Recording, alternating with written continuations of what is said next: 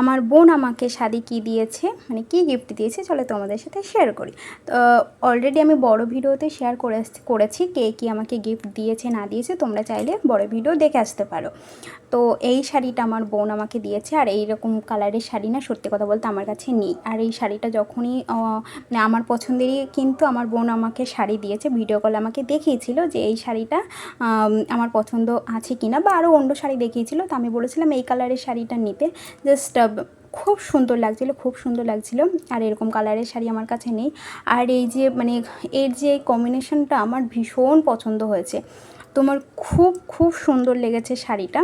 তোমাদের কেমন লাগলো এই শাড়িটা অবশ্যই কিন্তু জানিও। আর আমি ভেবেছি আমার সোনা হওয়ার পরে আমার সোনার কোনো অনুষ্ঠানে, মানে যে কোনো এক তো অনুষ্ঠান তো হবেই, তো যে কোনো একটা অনুষ্ঠানে এই শাড়িটা তো আমি পরবই। মানে আমার শাড়িটা জাস্ট ভীষণ পছন্দ হয়েছে। তোমাদের কেমন লাগলো অবশ্যই কিন্তু জানিও। আর আমার গায়ে পরলেও কিন্তু খুব সুন্দর লাগবে।